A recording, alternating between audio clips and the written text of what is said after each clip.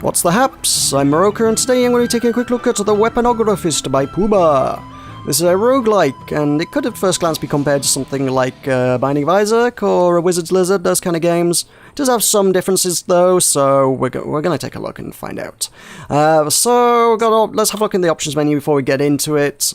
The display is a bit of a mess. You can toggle full screen on or off, and depending on whether you're full screen or windowed, depends on whether you can have window size or picture size, but not both. So if you're on windowed mode, you actually have control over the window size, which gives you your resolution options, and they've put a slider in to do what should normally be like a drop-down boxes job. It's a really way of displaying it. I mean, it's perfectly functional, technically speaking, but it's a very strange way to display that. And then if you full screen it, you have no control over the resolution. The window size slider actually becomes grayed out when you full screen it, and you get picture size instead, which basically just lets you scale it back and forth to try and fit it within your window. Why there's no resolution control over that, I don't know, and it's not particularly great. Music and sound, you got music and sound effects on separate sliders. That's perfectly fine, that's good to see. Keyboard, those are your keyboard controls. You can't rebind them. Controller, those are your controller controls. You can rebind them. What?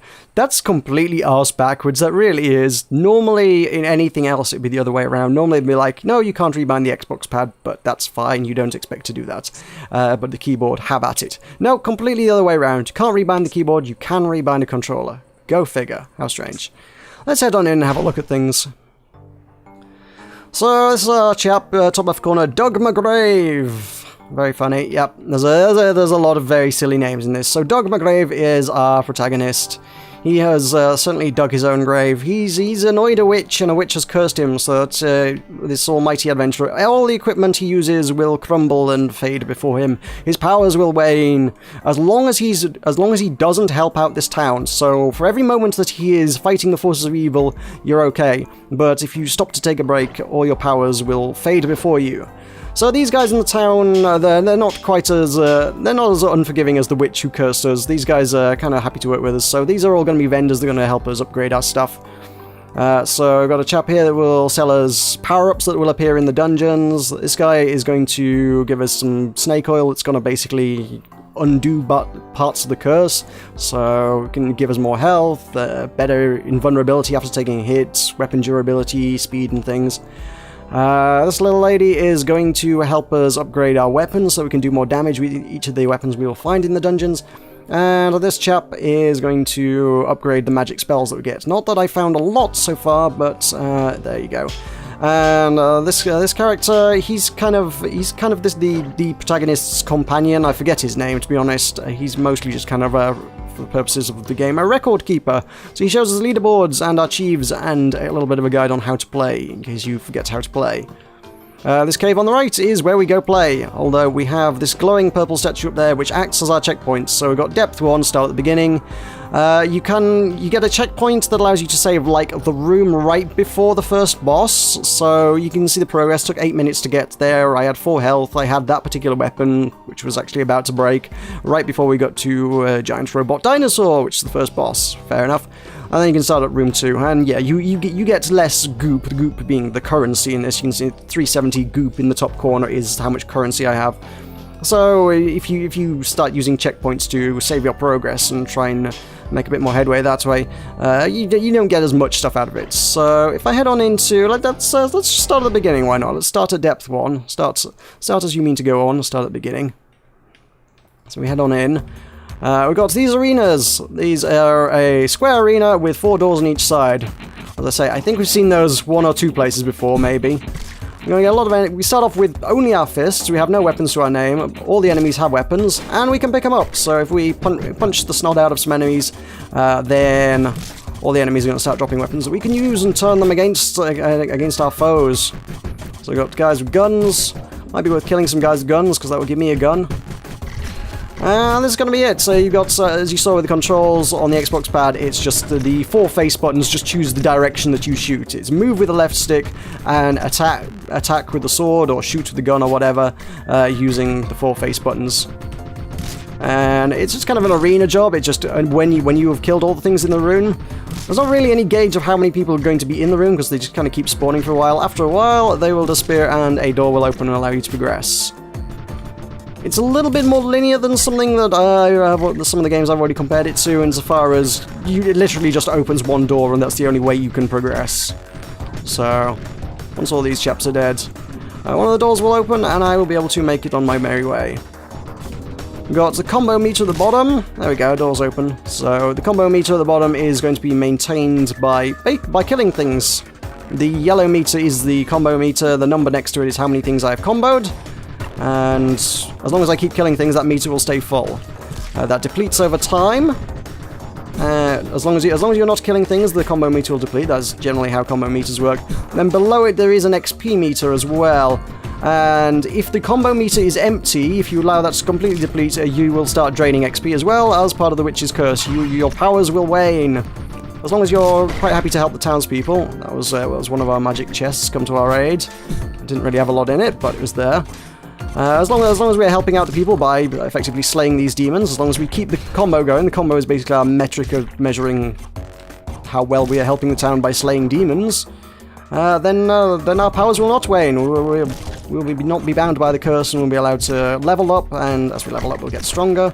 So when the white meter underneath the orangey meter, once that's maxed out, then I will level up and I'll do considerably more damage to the enemies, so leveling up is pretty potent. Okay, we've got a mage guy, he's gonna, if I can kill him, there's a chance. Not a good chance, apparently, he didn't drop it. He drops one of the 2 magic spells that I found. There we go, that's my leveled up, to tell me I've leveled up, so yeah. I'm doing 164 damage a stab with my spear, so it's pretty good. So, these guys, I should make pretty sure work of these guys. Not quite a one-hit kill, but it's not bad, and I'm taking a lot of damage here. Admittedly, I've got 5 health. I think that chest gave me an extra heart there, potentially. That's a magic spell. So you can carry 1 magic spell and 1 weapon at the same time. Is there anything else I want in here? Grab a fresh spear. I think I already had one, but whatever. There's no going back, so if you leave anything behind, it's gone. You can't go back for more stuff. It's like it's something like Binding of Isaac or Wizard's Lizard or even Paranormal Activity. If you leave like health on the floor in other rooms, you can go back to it and pick it up later. Like I said, it's not the case here. It's a fairly linear affair. I'm gonna need a chainsaw off one of these guys now. So it's a fairly linear affair. So if you go into the next room, the door locks behind you, and when you've completed the room, the next door will unlock. So anything you leave behind stays behind, quite frankly. So you want to collect all the stuff you can before you move on. There's no saving things for later. So I think it's mostly the weapon mechanic that sets this apart from other games. There's nothing much more than that. I mean, that is the vast majority of the mechanics. I've got the magic spell, as I can cast that as well. So you can carry magic and a weapon, and yeah, that's it. That's really the 2 abilities: attack things with weapon or attack things with magic. And I guess it's the variety of things that's going to be the main meat of the game that sets things apart from everything else. The collecting a variety of different weapons and doing things. Get ready for speedsters, so I guess the enemies in this room are going to be a little faster, just to spice things up, so a little bit of variety going on there. Oh god, she's really hard to catch. Okay, speedsters it is.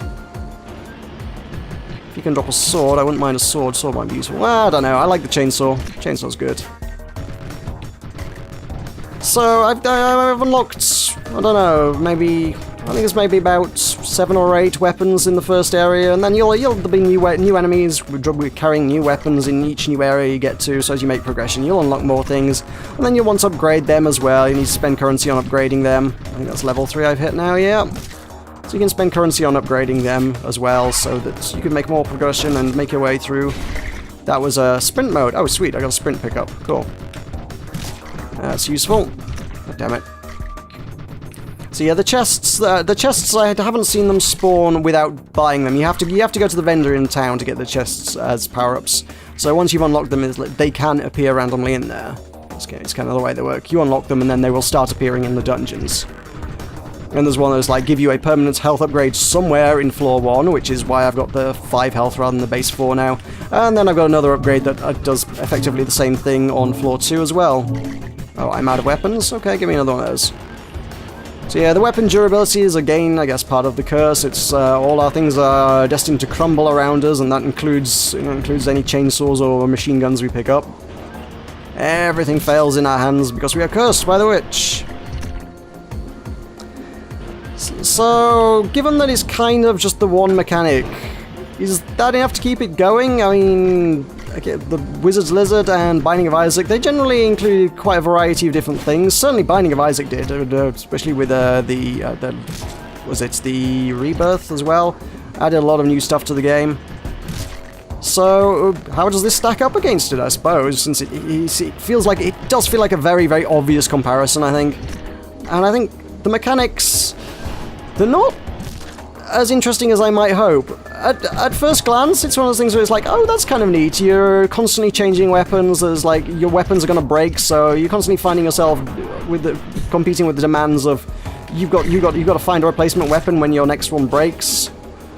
So as that, your weapons won't last long, and it's constantly changed. Okay, I'm attacking with this weapon. No, I'm on the next room, but now I've got to use a different weapon. I've got to use another one again, and it's always changing. It seems like that would be a fairly compelling mechanic, but I'm finding that's kind of wearing thin fairly quickly, if I'm honest. There's only, on each given floor, certainly in the first floor, there's only a few weapons, and most of them are much the same. A sword and a spear, functionally speaking, do very similar jobs. They stab in front of you. The spear's got a little bit more range, a bit more knockback, but functionally speaking, it's not drastically different. The chainsaw kind of works automatically, but at the same time, it's kind of a melee weapon right in front of you.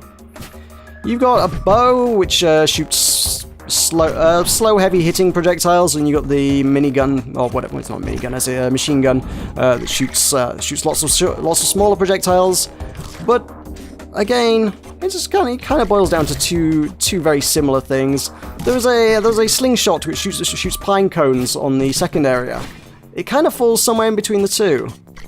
None of them are terribly different. The spells are fairly interesting, but I've only found one different spell per floor that I've done. I found there's the flaming staff that lets me do this sort of contact flaming damage, which is pretty nice. But on the first floor, that's all I get. There is a second different spell, which is actually, the second spell is actually pretty cool on the second floor. But that's all I found. In my time playing this game so far, I've only found 2 spells. It may be that later on there are more and they're interesting, but I'm getting the impression there's just going to be one unique spell per floor to play with. I feel like they could have done a lot more with the magic system, and it's falling a little bit flat for me, honestly, if I'm honest. It's just run around and stab or shoot in one of 4 directions, and try not to get yourself killed. I'm not entirely certain if it's my Xbox pad, and I have a feeling it could potentially be, but the controls feel a bit floaty as well. You even feel like you're sort of drifting around the room, kind of trying to chase enemies down. It doesn't feel like it controls particularly well. I don't know. That might just be me. My Xbox pad has had notorious issues. Oh, well, that's mildly interesting insofar as I've not seen that before. That is actually the magic spell from the second level, which I've never seen before appear on this floor. So maybe maybe there is a little bit more variety. So I'm going to need to use this. Let's use the magic tuber of death. That's pretty cool. There's a huge laser beam, so you can trigger it the same way you would trigger the fire, and then press shoot, and you will fire it in the direction of... You'll fire that in the direction that you've chosen to fire in. So that is going to act as a checkpoint. What have we got in here? I've got magic. I could probably use a gun, would be nice. That is going to be... So I got my old save, which had 4 health and a broken spear. We've now got a new save. I could save with magic, a fully intact gun, and a little extra health as well. So there we go. Yeah, that seems like a good save to have, I suppose. So if I ever want to resume my game from this point on, we can. So here's our first boss. Here's a dinosaur. He's going to shoot green barf everywhere, and that green barf is going to spawn a bunch of enemies. I imagine a lot of bosses probably are going to take on a similar format insofar as it's going to revolve around having quite a lot of ads. Because, well, given the nature of the weapons and how that works, that's going to be how that's going to work. I mean, it's a roguelike, so it's reasonably challenging. I have not yet beaten the second level, so I can't really comment on what the rest of the game is likely to be like, but certainly can't comment on any of the future boss fights. But I would be very surprised if they were not pretty heavy on the ads because, well, the ads are basically how it's going to spawn weapons in for you in order to be able to fight the boss at all. Otherwise, you are going to be fighting dinosaurs with nothing but your bare fists. That's probably not a way you want to go. I would say that, actually, I think, in terms of making progression in the second level, it's probably more lucrative to actually just redo the first floor over and over again, because I've got far more currency out of rerunning the first floor here than I have done on any of my runs in the second floor lately. Which ultimately makes that a little bit grindy as well, to be honest. If it's more lucrative and advantageous for you to actually go back and redo the first floor, rather than actually playing the content that you need to do to make progression, well, oh, that's nice, I'll have that. Then, I don't know, what's the incentive to actually try and make some progress? Oh, ouch. Come on, he's nearly there. There we go. Job done. There's a lot of goop. There's some fresh spears. Can't recall if this... Oh, damn it. And apparently the hitbox on that's very, very, very wide, I guess. He just leaps down there before I grabbed all of my loot. But there we go. So yes, 11 minutes to clear. Not my best time, but it got a lot of goop. I think it should show you the mechanics. I'll head back into town so you can have a look at some of the upgrades. We'll have a look at them in a little bit more in depth. Alright, note to self, and indeed to you guys, there is actually no way to quit out of the dungeon to go back to the town after one floor. Never mind that you can resume at any time like that, and we've got saves. I feel like you should be able to go back to the town after a level to spend your currency and things. Now, if you click quit, it doesn't take you back to the title screen, it doesn't take you back to the town, it literally just closes the game. So, you're not allowed out of the dungeon until you die, is the way the game plays. Which, again, is far from ideal, but there you go. Right, so we've got our currency. So this is basically just going to upgrade the damage. So if I put some points into, I don't know, say, let's make my, well, I might need my fists. So there we go, I'll put some more points in my fists. That'll do some more damage. Okay, we've got these. Those are my two spells we got. I've shown you them. We've got the fire ring, we've got the tuba that shoots a beam. How many more there are, I don't know, but so far only two. Not a lot. These guys, as you've seen, the chests kind of run to you in the dungeons, so we're going to be able to have chests that will run into the dungeons and bring me double goop runes, giving me more currency, and invincibility as well. We saw this run speed one came to us that run, however we can allow those other ones to spawn in the dungeon as well. And then we got those which allow us to pick up the bonus health, so it basically guarantees somewhere in depth 1 that the chest will spawn and increases your max health. Guarantees somewhere in depth 2 the chest will spawn and increases your max health again, so if you were to start the game from depth 2, if I were to go to there, I would actually only start with 4 health. If you were to go from the beginning, you would actually potentially have more health as you make progress through it. So there's a little bit of an incentive to go back and do that. So, hi there, this is removing curses, so the combo meter, as we see, that depletes over time, and as we progress through the game, we'll unlock higher levels of that. I've brought that to maximum at the minute. I guess if I make it to level 3 of the dungeon, that'll allow me to buy a level 4 of the combo meter, so that'll deplete even slower, which gives you a little bit more chance to actually level up and make progress. Otherwise you find yourself kind of fighting against the combo meter. It's just going to deplete over time, and you're going to find yourself with no real power. We can increase the health, so I can give myself a base 5 health, probably a good move. Longer blinky technology, I like that, blinky technology. That's it's your invulnerability after you've taken damage. Weapon durability, probably quite nice to have as well. Some of the rather nice weapons seem to break pretty quickly, so that'd be good to have. And just a little bit of extra speed, let you run faster. So those are cool, those are kind of your permanent upgrades. Fairly analogous to the Dungeon Master in Necrodancer, actually, of all things. So those are your upgrades around town. And that's a bit of a look at the gameplay. Like I say, I'm not finding it the most compelling thing I've ever tried in my life. It may appeal to you, I mean, it was each to their own, but I feel like there are other games that do a very similar format that, I don't know, they implement more mechanics and more interesting weapon variety.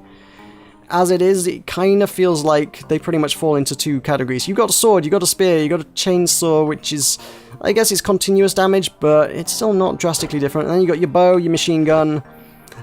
Whip is just kind of a long, fast-firing weapon, still melee. And, again, sort of medium damage, medium fire rate, ranged weapon. They don't really do a lot different. I don't know. The spells are really the interesting bit, and the fact that... How many weapons do I have there? We've got... I very grossly overestimated that. I have only found 7 weapons in the game so far. Now, I tell a lie, I found an 8th, but it didn't unlock it for some reason when I picked it up, which was kind of disappointing. Most of the weapons, when you pick them up, it seems to unlock them. There's another staff that you twirl around on the 2nd floor that I picked up, and they didn't unlock it, so don't know what happened there. So I've only got 7 weapons, 8 if you include my fists, which are not really a weapon, but there you go. That's out of 2 floors of the game. And 2 spells.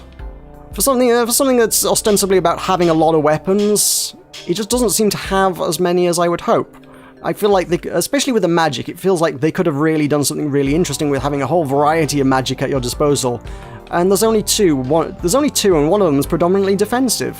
The Puuba's the only interesting spell they've got. I don't know. It could be so much more. It seems like a really interesting premise, but for me, on the whole, this has just fallen just a little bit flat. Oh well, there you go.